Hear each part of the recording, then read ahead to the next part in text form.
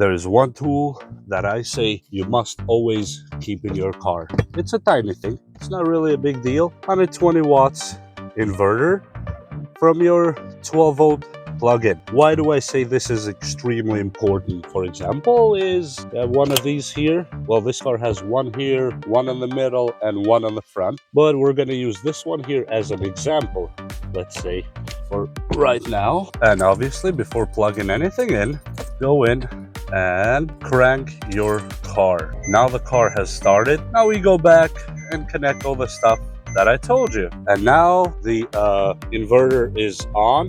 There's a green light here on top. Why is this good? Let's say you got stranded somewhere and it's the middle of the summer. The car turns on, but you have to wait, or whatever the reason may be. You can actually use a Ryobi that takes batteries. So you could plug the battery in this Ryobi fan, let's say, for example, and you can run it with the regular battery right here on the back. And the battery right now is full. But let's say, for example, you ran it for so long and it's running.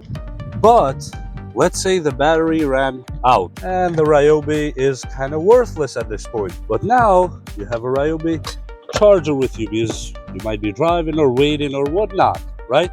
And I'm taking Ryobi as an example, but you could be on a job site and you can have a charger on your car. Just plug the charger here, right at the outlet.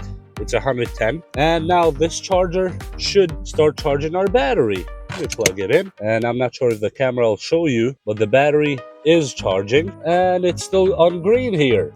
But let's say you want to run this fan directly, right? Well, let's take it out of here anyway. Let me unplug this one here, and let me plug the Ryobi fan directly to this device here. Boom. Now let me take the other side of this and plug it to the back of Ryobi. It is right here somewhere. Boom. Now we turn the Ryobi on. I'm gonna put it on 2. Boom.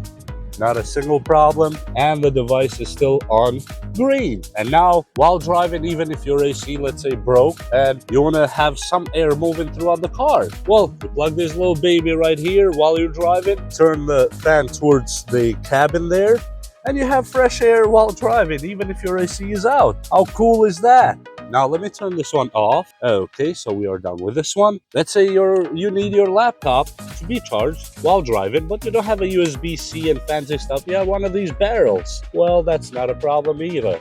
You put it right there. The other side goes straight to your laptop here, where the barrels go, and we are charging. I'm not sure if you guys can see. There's a tiny light right there, a green light, and now our laptop is actually being charged. Yes, call me boomer. I still use a Samsung laptop because I like it. And there is a lot more uses. If, for example, while your laptop is charging, why not charge your phone too? Well, we can do that too. One part goes here on the phone itself, and the other part of this USB, it goes right here. Plug it in, and it's charging. So now we have the laptop going on, we have the phone going on, and we have one more USB left here to go on. Besides that, you can use this inverter to power up tire inflators, the ones that you plug on the wall directly. You can plug them on this one and work on your car all around. And it's actually a really beautiful tool, and I highly suggest, if you can, jump on Walmart and get one of those. I had this one for 4 years now.